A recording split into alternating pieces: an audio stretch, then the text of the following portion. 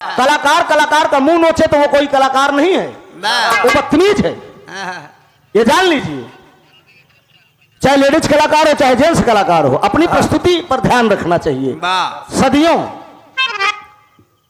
ये मैंने अनुभव किया है, मेरा तो रिकॉर्ड रहा है।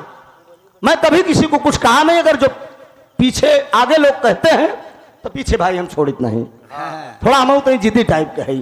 फिर हम अपने उतर जाई थी एकदम कि साला कुछ भी हो कई, हाँ भाई क्या कैसे दिया भाई, कैसे, अरे पानी गए फिर जिंदगानी कौने काम के। हाँ मर्द का मर्दांगनी अगर चली गई तो फिर बेकार ही भाई। हर कलाकार अपनी इज्जत के लिए, मीरा मूर्ति को मैंने कुछ कहा नहीं था उस दिन, लेकिन मीरा जी ने कुछ गद्दारों के कहने पे शुरू किया तो मैंने भी नहीं बख्शा उन्हें। हमने कहा चलो तुम भी सीखती जाओ कि मैं प्रयागराज का कैसा कलाकार हूं। आइए एक सामाजिक स्तर का कांड आप लोग सुन लीजिए, यकीनन कहानी आप लोगों को पसंद आएगी दोस्त। चला मार साहब।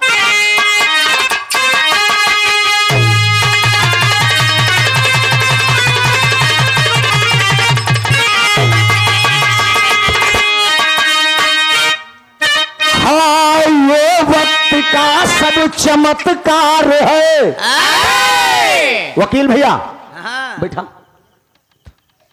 बैठो यार, पुराने मित्र कहानी सुनो, समझा पहले।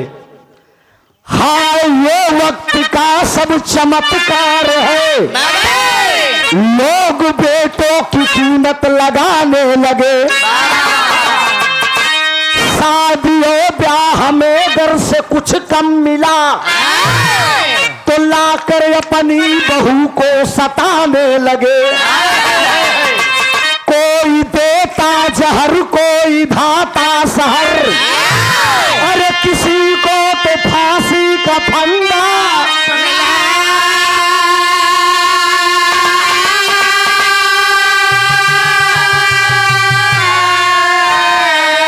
अरे धन की सरिता प्रबल लोग से बह चली, लोगों को अच्छा खासा यह धंधा मिला।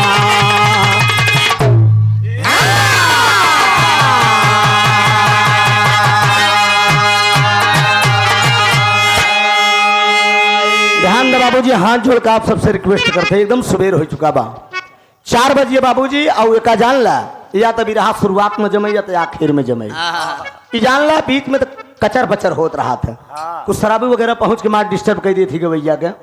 तो जितना जने आप लोग बैठे हैं, अब ये मूडों में जो हो समझा उतरित की हुई हो कर, तो वह गौर से सुनी। ध्यान दे, गरीबी क्या चीज होती है दोस्त। हमार दादा में गरीब की बिटिया के साथ कितना अन्याय होगा दोस्त, गरीब की बेटियों के साथ क्या व्यवहार हो रहा है दोस्त। एक कांड में आप सबको सुनने की मिली बाबूजी, अगर आंख से आंसू न गिरी हमार दावा है कलेजा पसीज जाई दोस्त। घरे ज्यादा सुन भी रहा बाबूजी तो याद कर बा कि एक नान का कलाकार आया था, छोटा मोटा कलाकार हूँ, आप सबके चरणों की धूल हूँ दोस्त। कव्वाली दिया गया है उस्ताद वाली।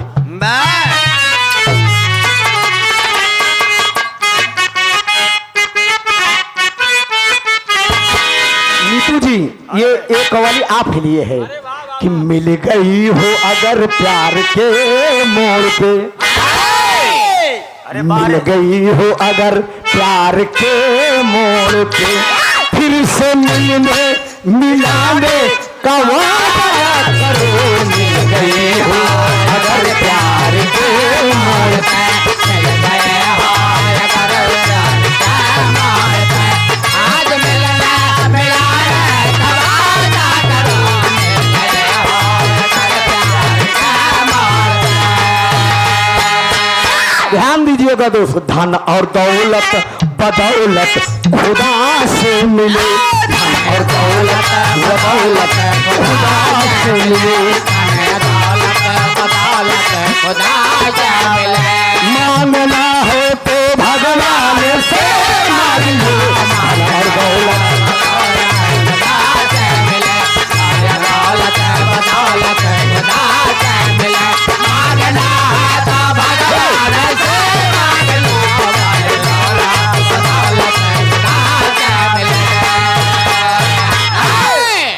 हाँ दे दा।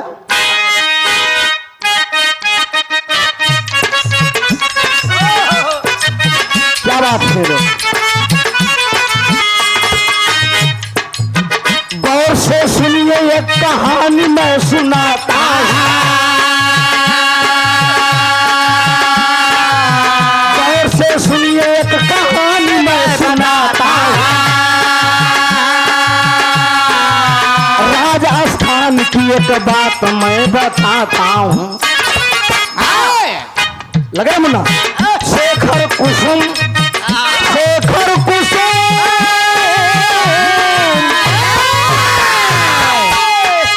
शेखर कुसुम भाई बहन की कहानी है।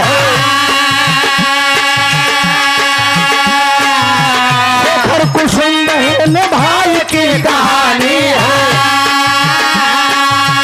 गरीबी सिर पे है अब बात अब पुरानी है। गरीबी गरीबी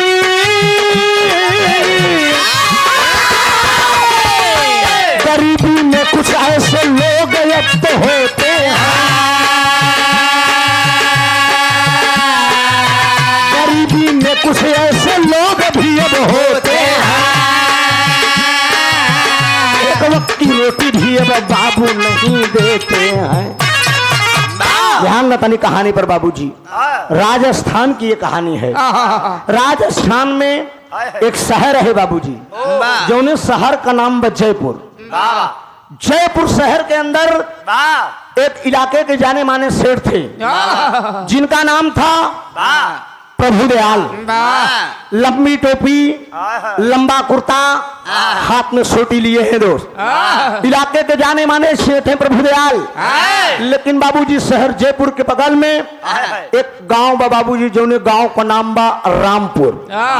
रामपुर गांव के अंदर एक भाई और एक बहन है, जेकर नाम बा बाबूजी, भाई का नाम शेखर है, बहन का नाम कुसुम है बाबूजी। माँ बाप बचपन में गुजर गए बाबूजी, लेकिन एक वक्त की रोटी नसीब नहीं हो रही है। माँ बाप बचपन में गुजर गए, चाचा दादा सब लोग हैं, लेकिन कोई इज्जत नहीं दे रहा है। दर्जा 8 तक शेखर पढ़ा है, कुसुम भी प्राइमरी तक पढ़ी है बाबूजी। और शेखर का एक ही दोस्त रहन, जेकर नाम बा रवि।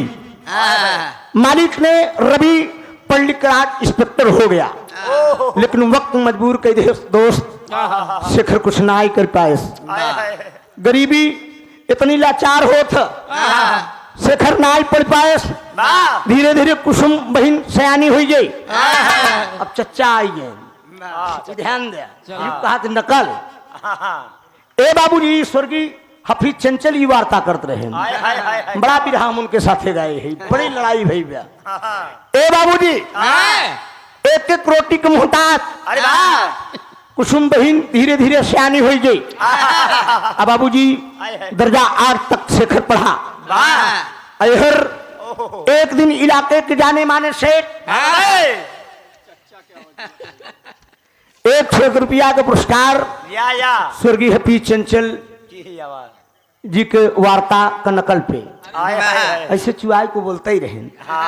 100 रुपया हमारे सूरभान भैया का बहुत विप्लाम बा, मालिक करें खूब दिन दूना रात चुगना कमाई करा दोस्त।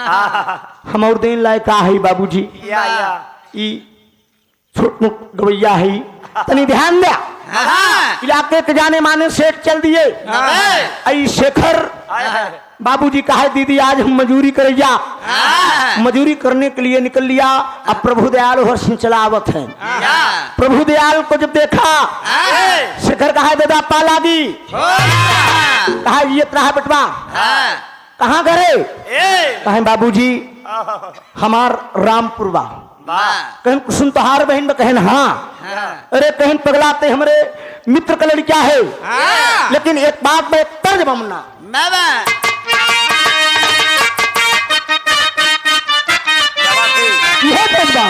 कहो हंस के जब देखा तू एक बेरिया, अरे हंस के जब देखा तू एक बेरिया, हम मरी मरी जाए तो हार प्रिया, हम मारे मारे जाए कहार किरिया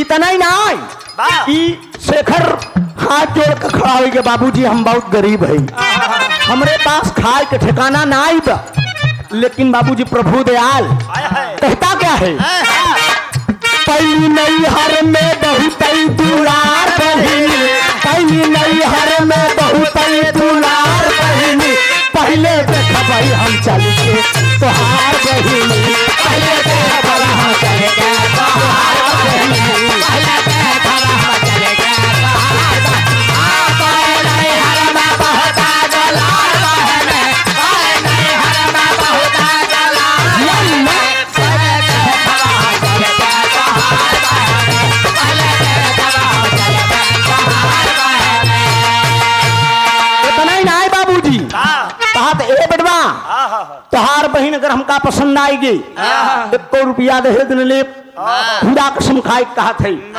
हम बिना दहेज के शादी के लिए कहा ठीक बा बाबूजी चाचा ले आएंगे शांत रहे एकदम ले आएंगे बाबूजी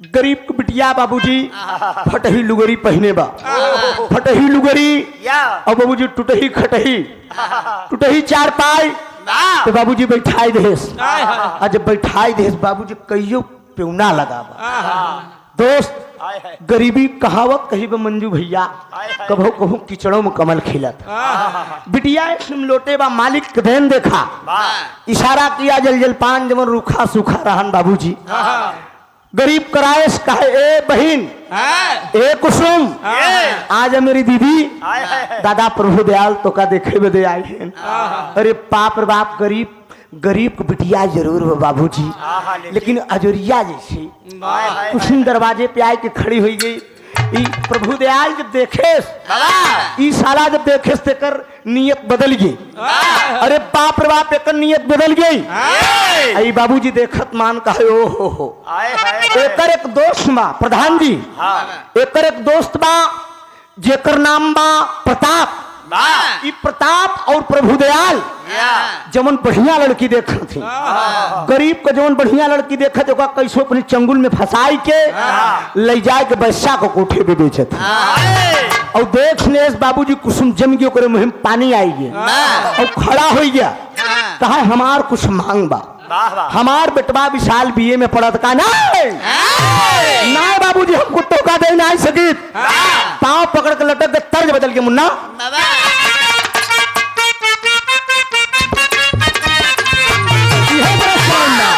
कहे गोरी छम छम पयलिया बजाने लगली लेकिन तर्ज से ही भाव देखा हमार कम ना आए बाबूजी वो गरीब पाँव पकड़ ले गरीब पाँव पकड़ के प्रभु दयाल कहा थे बाबूजी अरे कुछ मागाजिन मांगा नवा गरीबी घेरा कुछ मागाजिन मांगा नवा गरीबी घेरा कुछ मागाजिन मांगा नवा गरीबी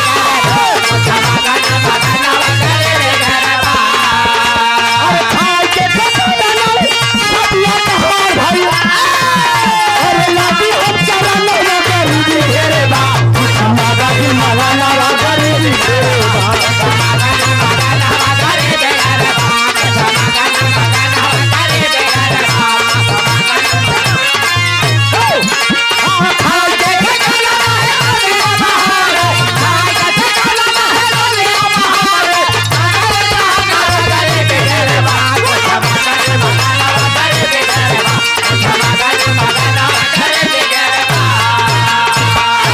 अरे गुस्से में उठ के तबले बोला बेखबार हो गाले पे शेखर के तमाशा दिया एक चाटा खींच के डर दे हराम घोर तेरे पास पैसा नहीं बा तेरे पास पैसा ना आई बा तभी ना दहेज के शादी कैसे होई। रख अपने बहन के ये कुसुमुआ जिंदगी भकुआरी पड़ी रह जाई। अरे बाप रे बाप, इतना सुने मान का है प्रभुदेव, हम तो भी जलाई दे। खबरदार, हम गरीब जरूर है लेकिन हमारे कोनो इज्जत ना। हम अपने बहन के आबरू लुटाई दे तब हमारे बहन के दुनिया समाज के लोग शादी करही, नहीं हमार बहन कुंवारी रह जाई। अरे बाप रे, एक गरीब इंसान इलाका का जाना माना सेठ, इलाका का जाना माना सेठ को डांट दिया बाबूजी अपने दरवाजे से, निकल जा। खबरदार, गरीब जरूर है, हम गरीब जरूर है लेकिन ये एक मतलब ना आइया, एक मतलब ना आइए कि गरीब है तो हमार कोनो इज्जत ना आई। हमारो इज्जत यह है, हमारो बहन बिटिया गरीब के बहन बिटिया का कोनो इज्जत ना आई। अरे बाप रख ई तोर बहन जिंदगी में कुमारी रह जाई। अरे बाप रे बाप, ई चला गा प्रभु दयाल, चला गा। अब बाबूजी जब चला गा तो ये पहुंचा प्रताप के पास। प्रताप से कहा यार रामपुर में शेखर कुसुम दू भाई बहना है और कुसुमा बड़ी सुंदर बा, अगर ओका फंसाई के ले बेट डूबे तो बहुत रुपया मिली। कहा चिंता न करा दादा, हमका पता दे दा, हम खोजब। और बाबूजी बात ओहर सेटिंग हो गई, उ बतिया तनी छोड़ दे। एहर बतिया या दोनों भाई बहन बैठ के दरवाजे पर रोवत हैं बाबूजी, दोनों भाई बहन बैठ के दरवाजे पर रोवत हैं। तो तेरी के भाव है मुन्ना,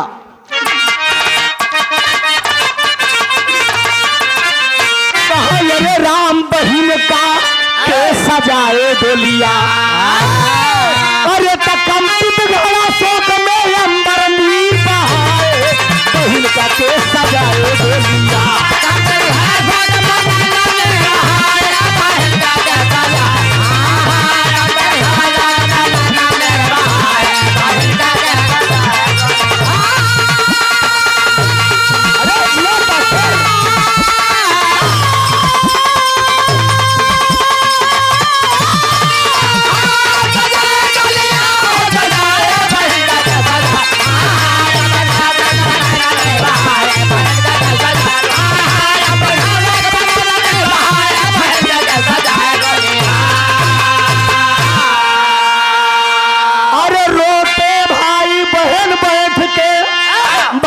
जवानी सर के भार,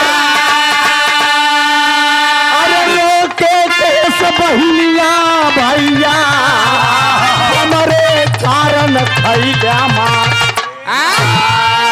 रहू जिंदगी भर में क्वारी, कर लो तुम भैया इतबार। अरे रोवत देखा भाई बहन के, हमें ना चाहिए से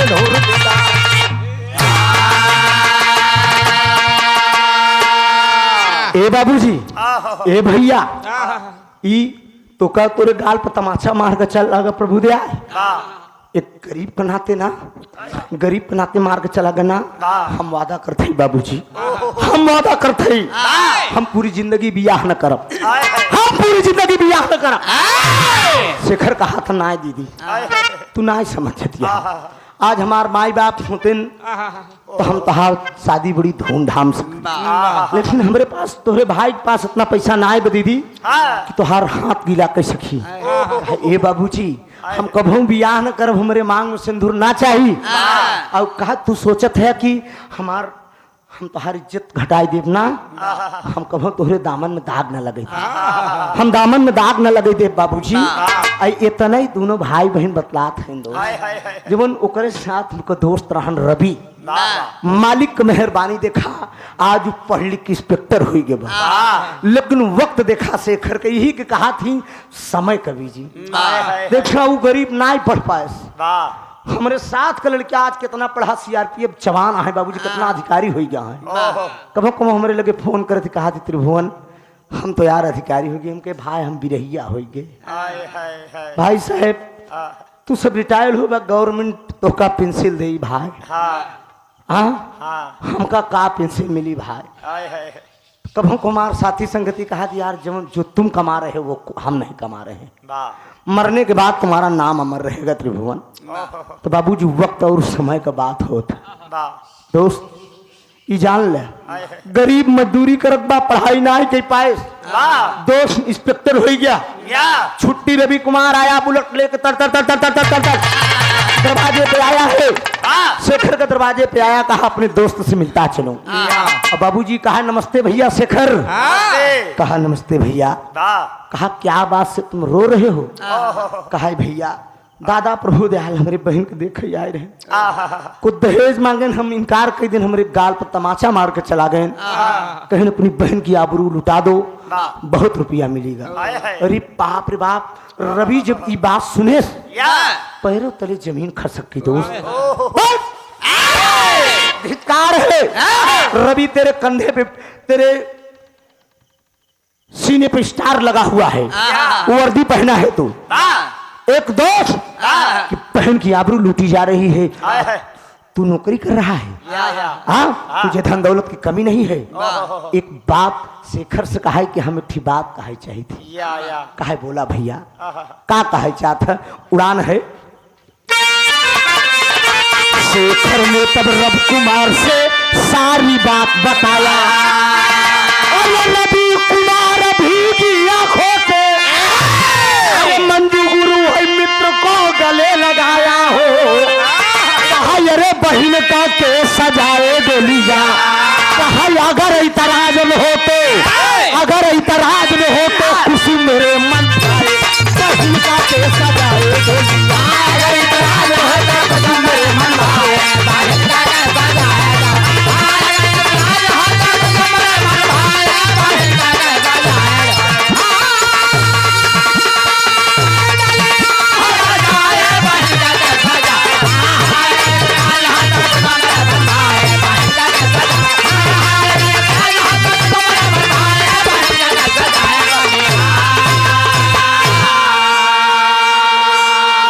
अरे बाप रे बाप। जब ये बात शेखर सुना, कहा है भैया हम बहुत गरीब आदमी है बाबूजी, हम बहुत गरीब ही, मेरे पास खाए के ठिकाना ना है बाबा। तू इंस्पेक्टर है, हम अपने बहन के कहा शादी तोहरे ऊपर कई हम जुआ है, हम समाज को बदल डालेंगे, समाज को एक नई चेतना देंगे। कि कुसुम मुझे बहुत अच्छी लग रही है, हम तोरे बहने से ब्याह करब, कोई करे या ना करे। कहा जा भाई हमका रिश्ता मंजूर है, हमका रिश्ता मंजूर बा। लिया के मिठाई बाबूजी मुंह मीठा कराया, मारे खुशी के मारा रवि चला गया। अहर बाबूजी शेखर बड़ा खुश है, बारे दुनिया के मालिक, बारे दुनिया के मालिक। कहा हम अपने बहन के रिश्ता हेरत रहे, मालिक के घर देर बा लेकिन अंधेर ना है। ये आप जान लो मुन्ना गुरु, ऊपर वाले का घर बहुत बड़ा बा। एक इंस्पेक्टर के साथ बिटिया के बियाह हो जाता। कुसुम कभी अपने मन में सोची नहीं है। हमारे खुशी में शेखर झूमटा कहा है दीदी आज हम मजूरी करे जाओ, कुछ पैसा कौड़ी इकट्ठा के लिए तोरे बराती में खूब धूमधाम से एकदम बियाह करा। अब बाबूजी नौकरी खोजने के लिए चल दिया ये शेखर जयपुर की तरफ, रामपुर से जयपुर की तरफ जा रहा है। लेकिन यह कुसुम बहुत मगन बा, तरस के लाइन बा।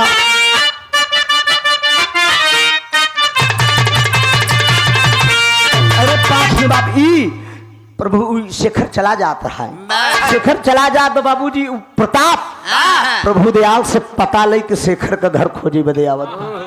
रास्ते में दोनों जने की मुलाकात हो गई। प्रताप को देख कर शेखर कहा तो प्रताप भैया नमस्ते।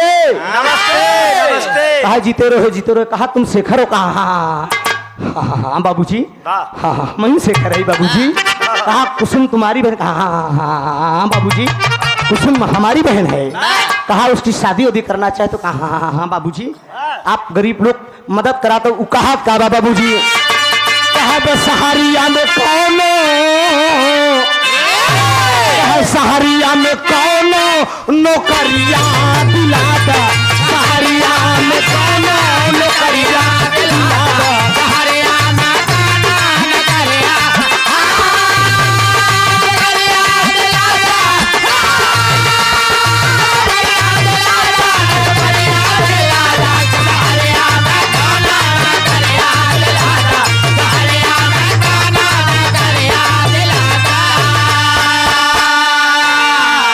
बाबूजी हमका एक नौकरी दिवाए दा शहर में, भेजबे बहिनिया के डोलिया ससुरावा, भेजबे बहिनिया के डोलिया ससुरावा, भेजबे बहिनिया के डोलिया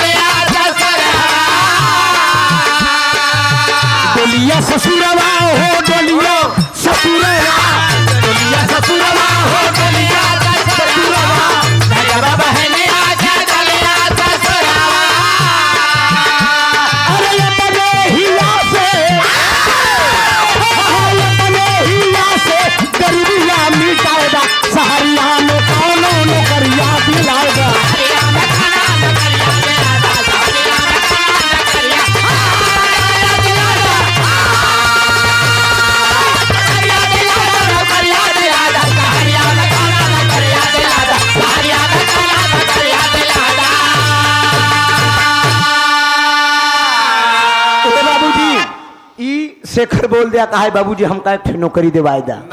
प्रताप बोला कि नौकरी मैं दूंगा, हम नौकरी तो का दे। कहा बाबूजी का काम, कहा तो का 50 रुपया रोज मिली।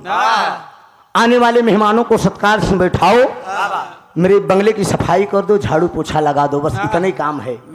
गरीब बड़ा खुश भा।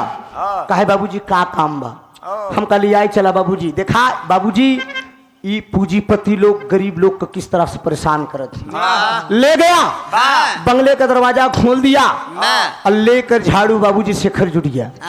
लेके झाड़ू शेखर जुट गया, बंगले की सफाई करे लाग बाबूजी। इतने में प्रताप कहा था ए शेखर ये कुर्ता उतार के खूंटी में टांग दे, तब प्रेम से सफाई कर। कहा अच्छा भैया आप ठीक कह रहे हैं, कुर्ता उतार के खूंटी में टांग दे बाबूजी। इतने में कहा ए शेखर जरा एक गिलास पानी ले आओ।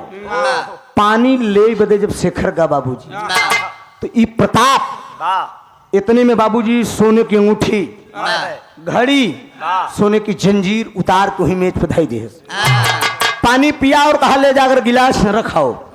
गिलास रखे बाबूजी जब शेखर गा तो तीनों सामग्री उठाए के प्रताप शेखर को कुर्ता के जेबा में डाल दे।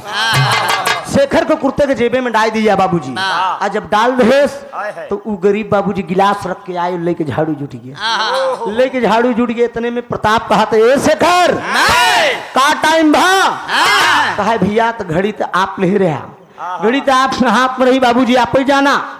कहा हराम खोर घड़ी हम यहीं रखे तो क्या हुई। कहा बाबूजी हम ना ही जाने घड़ी आपको, आप घड़ी आप ही जाना, हमका ना ही मालूम बाबूजी घड़ी आप हाथ में रही। कहा आराम खोर तुम चोर हो।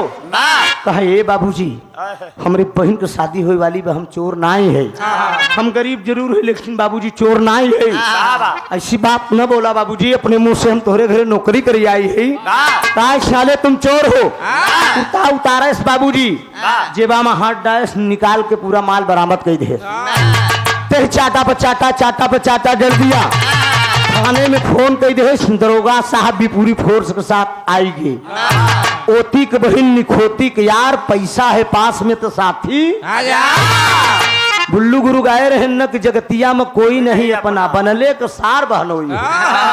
बाबूजी वक्त और समय जेकर खराब हो जाए तो केहू पूछे वाला है धरती पे बा ना है।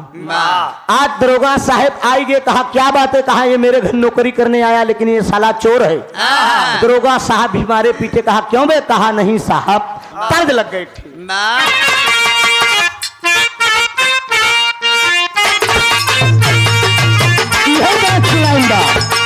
इमली का बूटा बेली का फूल, लेकिन ओरिजिनल से हमारा डुप्लीकेट कम ना था बाबूजी। हर होता बा बोला दारोगा साला है चोर, बोला दारोगा साला है चोर, बोला दारोगा साला है चोर। नाहक कमीना करता है चोर, नाहक कमीना करता है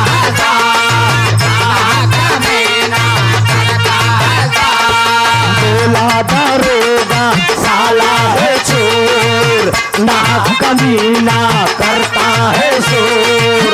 अब न चलेगा तेरा जोर, चल जल्दी थाने की ओर, चल जल्दी थाने की ओर, चल जल्दी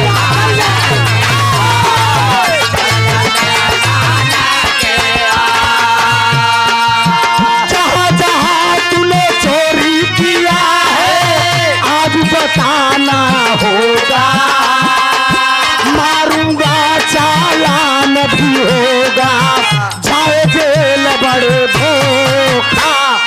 बोला दारोगा साला है चोर, ना करता है शोर। अब न चलेगा तेरा जोर, चल चलेगा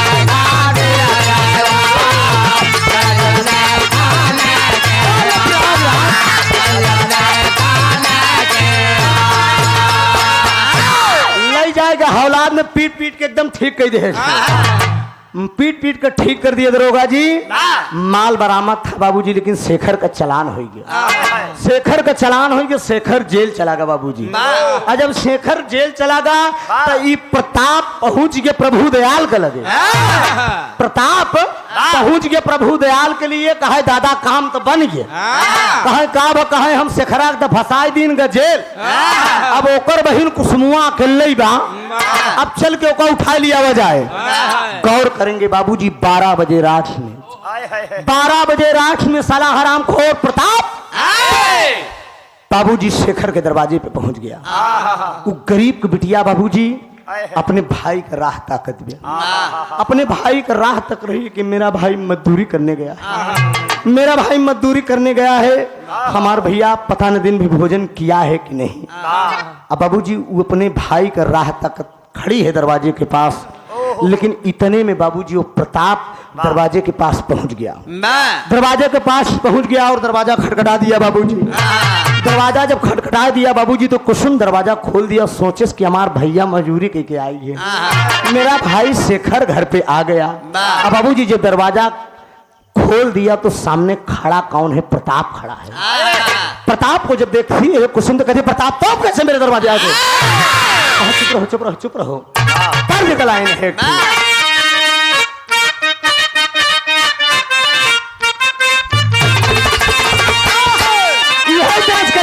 अरे स्वर्ग से सुंदर लागे, अरे स्वर्ग से सुंदर लागे जनकपुर नगरिया, आइले में बियाह राम सीता के। उस्ताद गावत रहे कहा ननदी भौजैया दुनौ, अरे ननदी भौजैया दुनौ, एक को मिली नौ की गर्दा हो जाए गर्दा, जानला हम ऐसे ठेल दे दिए लगाई के। कहा अरे ननदी भौजैया दुनौ एक सामौलिया, ना हौ कपिया पर देसिया हो रहा, ननदी भौजैया दुनौ एक सामौलिया, ना हौ कपिया पर देसिया हो रहा।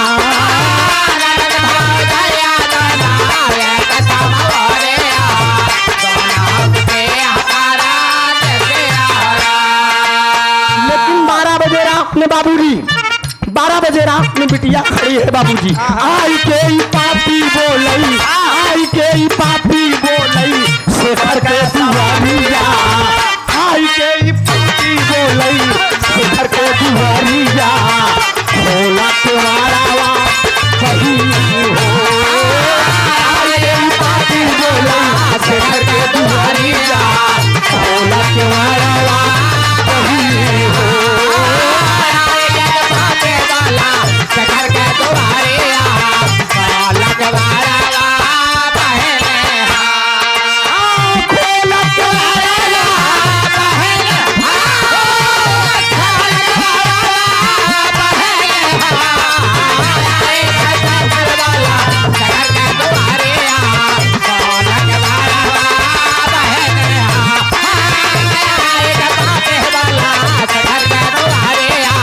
खोला तुम्हारा पहले,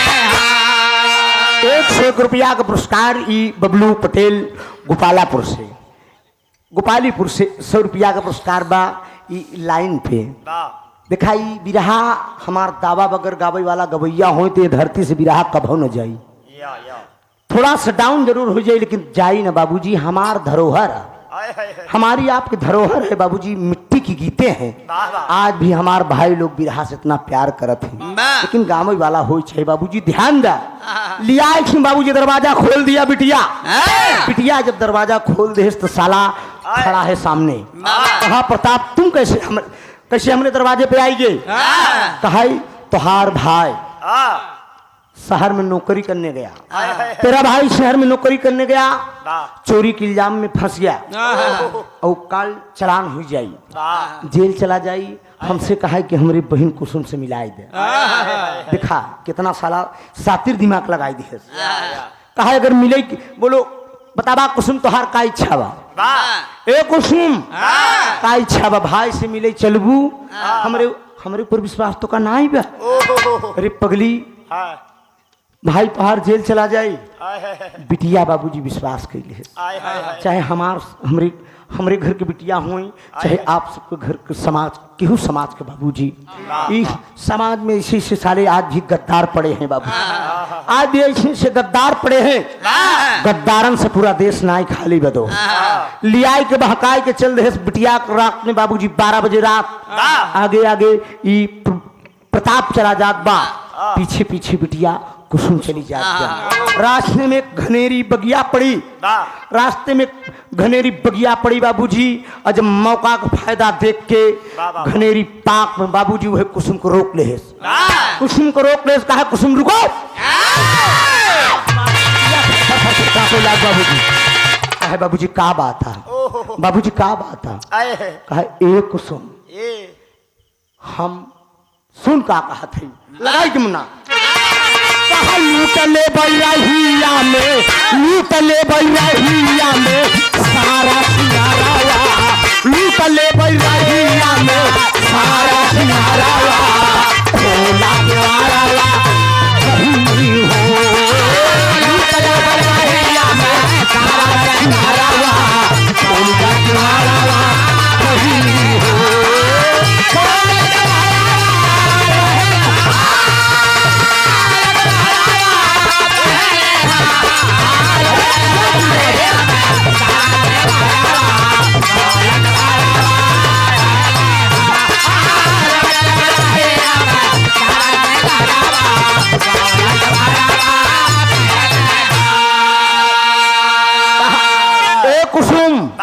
इज्जत लूट ले एक बगिया में कहूँ मुंह न दिखाई फोबू कहा नाय बाबूजी ऐसा ना करा बाबूजी हम बहुत गरीब है बाबूजी गरीब को बहन बिटिया के साथ ऐसा व्यवहार आप ना करा बाबूजी हम बहुत अभागन है लेकिन साला सीने पे सवार हो गया सीने पे सवार हो गया बाबूजी एकदम गरीब को बिटिया की इज्जत लूटने जा रहा है लड़की के तन का साड़ी खींच ले लड़की पेटीकोट ब्लाउज पे है बाबू लड़की बिटिया एकदम पेटीकोट ब्लाउज पे बाबूजी इज्जत लूटे सीने पे सवार चाटा मारा बिटिया गिर गई बाबूजी बगिया में बगिया में गिर गई बाबूजी और सीने पे एकदम सवार का कसम हम इज्जत लूट लेंगे मेरा नाम प्रताप है कहना है बाबूजी हमारी जितना लूटा बाबूजी हम बहुत अभागन है बाबूजी अच्छा बाबूजी सीने पर सवार हुआ साला इज्जत लूटने की कोशिश कर रहा है तो कुसुम आवाज दे रही है बचाओ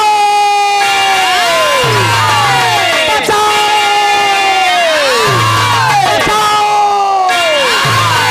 कोई सुनने वाला नहीं है दोस्त उस बगीचे में कोई सुनने वाला नहीं है एक थी बाबूजी वहीं गांव को चौकीदार रहन एक थी वहीं गांव को चौकीदार रहन बाबूजी बगिया में ले के लाठी बाबूजी घूम रहा है ले के लाठी घूम रहा है बाबूजी जब बचाओ बचाओ की आवाज सुना बचाओ बचाओ की आवाज सुना तो कहा बगिया से आवाज कैसी आ रही है अब बाबूजी घनेरी पाग है लाठी ले और बाबूजी चौकीदार एकदम पास में पहुंचा तो साला प्रताप प्रताप साला एकदम सीने पर सवार बा एकदम बाबूजी इज्जत लूटे दोनों हाथ पकड़ लिया है लड़की का बचाओ कुसुम कुसुम कोई नहीं बचा सकता कहा हम बहुत अभागन है बाबूजी छोड़ दिया लेकिन इतने में बाबूजी चौकीदार पहुंच गया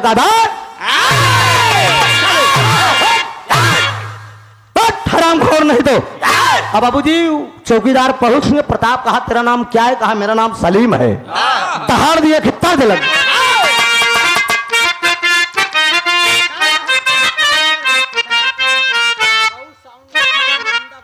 बहु साउंड कंपनी 51 रुपया मोहम्मदाबाद बोला यार पैसा नहीं चला 51 रुपया का पुरस्कार बबलू साउंड कंपनी मोहम्मदाबाद बहु साउंड कंपनी मोहम्मदाबाद एक हम अपने मुँह से ना कहा हम अपने मुँह न कहा कि एक हैदर गैने हैदर पैदा हो गई आप सब महान है दोस्त जो उन्हें नजर में हमें देखबा बाबूजी वही में बढ़िया बा है कहना है कजरा मोहब्बत वाला अखियों में ऐसा डाला कजरा मोहब्बत वाला अखियों में ऐसे डाला कजरे में ले ली मेरी जान हाय रे हाय हरे हाय रे हाय हाय मैं तेरी कुर्बान। लेकिन ध्यान दे बाबूजी, वो सलीम नाम है उसका, जो गांव का चौकीदार है, और दहाड़ का कहा बा, दहाड़ कहा हराम घोर। अरे पट्टा पूरे वाला कर डाला, पट्टा पूरे वाला सब कर डाला, बोला बहादुर ले लो कसाले तेरी जान, पट्टा पूरे वाला शेर ने गजब कर डाला, बोला बहादुर सिलता ले लो कसाले तेरी जान, पट्टा पूरे वाला शेर ने गजब कर डाला, बोला बहादुर सिलता ले लो कसाले तेरी जान। प्रताप से सलीम कहा लगा, 100 साल है हमारी बात, जो भी हो ना है होगा, बात सब सरासर होगी, जो भी हो ना होगा, बात सब सरासर होगी, जो भी हो ना होगा, बात सब बराबर होगी। तेरी भी बहना ससुरा, तेरी भी बहना ससुरा, कुसुम के बराबर होगी, तेरी भी बहना ससुरा, कुसुम के बराबर होगी, तेरी भी बहना ससुरा, कुसुम के बराबर होगी। एक बिंदा आऊंगा मैं, पंजा मिला ले मुझसे, जोर आजमा ले मुझसे, पंजा मिला ले मुझसे, जोर आजमा ले मुझसे, बोला बढ़ा दे पहलवान, ले लूंगा साले तेरी जान। हराम घोर, तेरे घर में बहन बेटियों की इज्जत नहीं है साले, कुत्ते सरेआम रोड पर एक बगीचे में एक अबला बेटी के साथ तू गलत संबंध बना रहा है साले। बिटिया रो रही है लेकिन आवाज दे रही है साले, दया नाम की चीज नहीं है, इतना हवस के दरिंदे हो गई हो।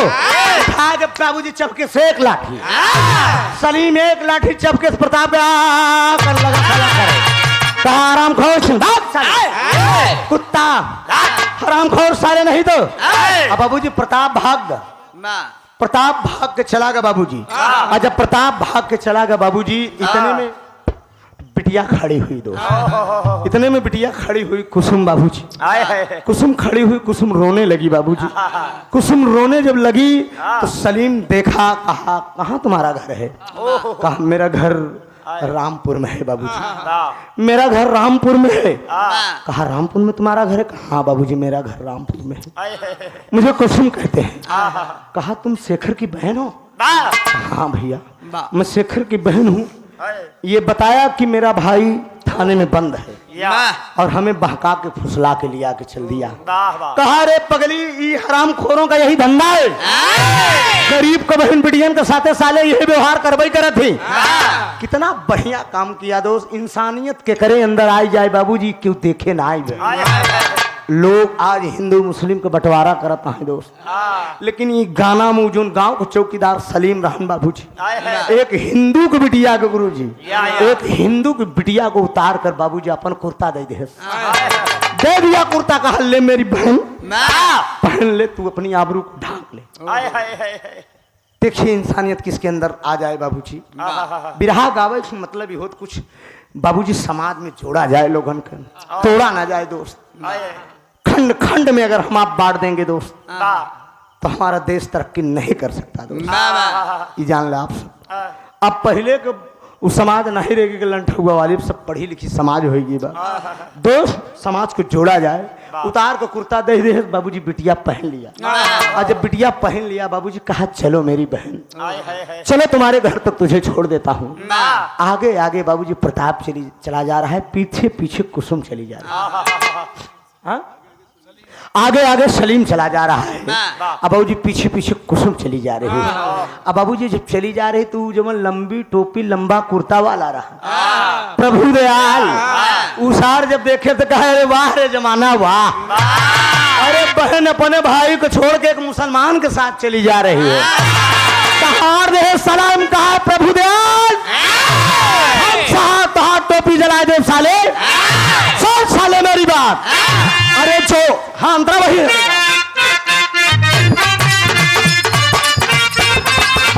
जो भी हो ना होगा, बात सब सरासर होगी,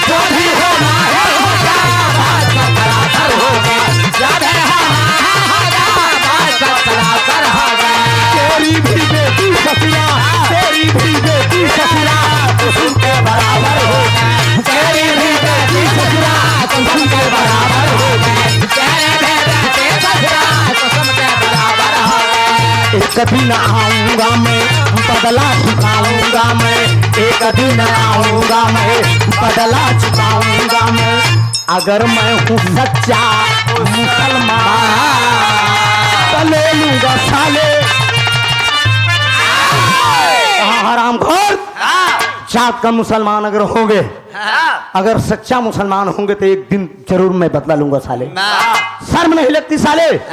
तेरी बिटिया कुसुम के बराबर होगी, कह रहे हो कि बहन अपने भाई के छोड़ के एक मुसलमान के साथ चली जा रही है। मारे गुस्से में सलीम तान दिया लाठी बाबूजी, तान दिया लाठी, दही लाठी पे लाठी दही लगा, लाठी पे लाठी जल रहा है बाबूजी। कुसुम खड़ी हुई के बगल में कहा और मारा भैया, और मारा ये हरामखोर का।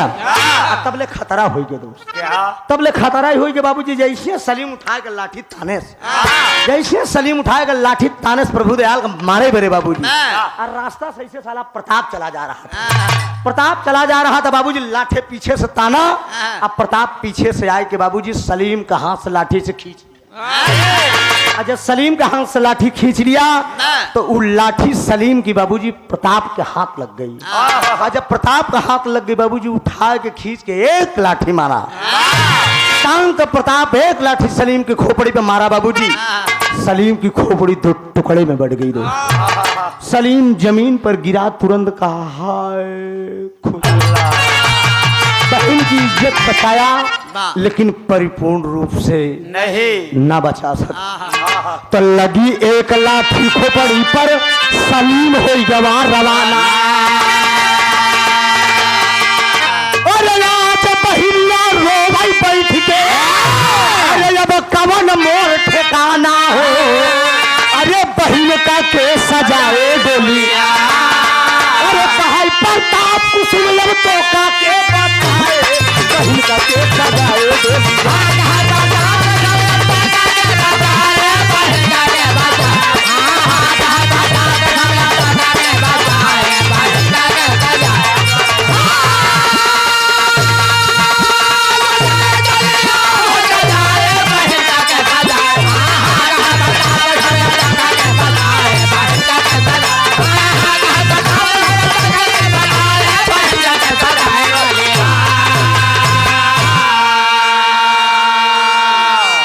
लाठी खींच मारे बाबूजी प्रताप सलीम को खोपड़ी पे, सलीम को खोपड़ी दो टुकड़ा में बढ़ गई बाबूजी। सलीम तुरंत जमीन पे गिरा, हाय खुदा कह के बाबूजी प्राण त्याग दिया। और जब प्राण त्याग दिया तो प्रताप कहा ए कुसुमा, अब बुलाओ तो क्या बोलोगे? कुसुम समझ गई कि अब मुझे कोई बचाने वाला नहीं है, दुनिया के मालिक के सिवा मुझे कोई बचाने वाला नहीं है। और वो अपने किस्मत को बिटिया सोच कर रो रही है और क्या मालिक को याद कर रही है बाबूजी।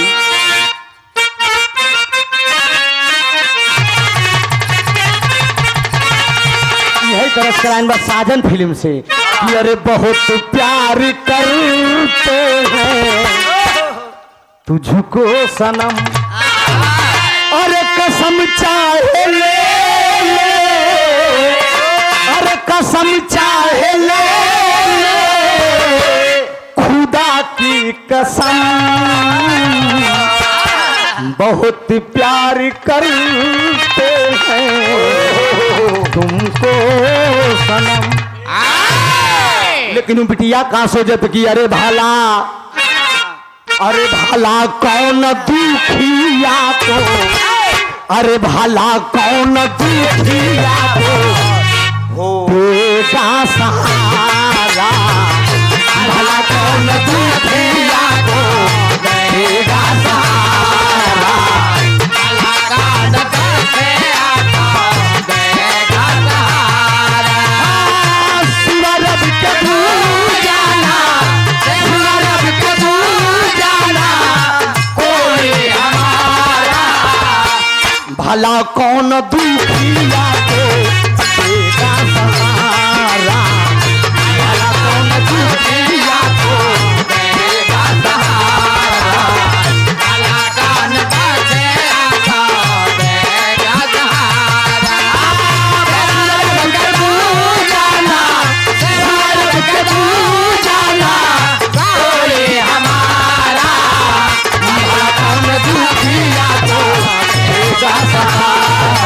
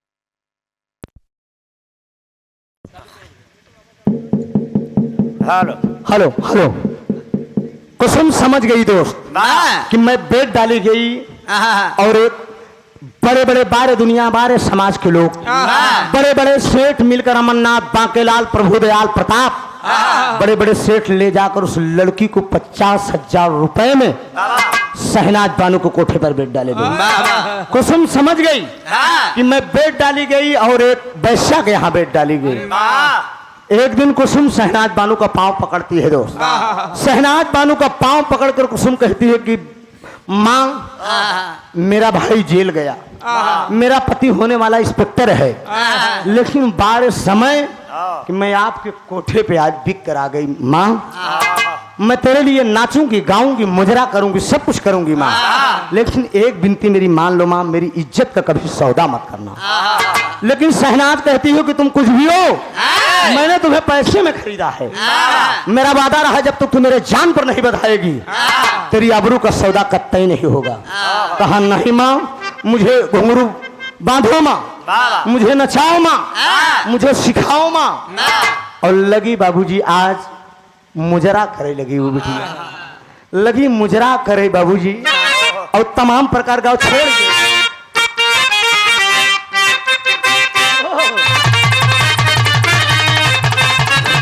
हमरे उम्र लेके जिया सुमेरे राम सुमोरे राम। बस कनाई बे जल्दी, ये बड़ी टेढ़ बा। हैदर गुरु जवन जवन गीत गा के चला गए गवैया खोबरी आ जल्दी कोनो मास्टर बजायू नहीं सका। जान ले ये पक्की लाइन यहाँ कब कहाँ कमन पत्ती बनी फिरते रह जाई। मोरे राम धीरे से गागर उतार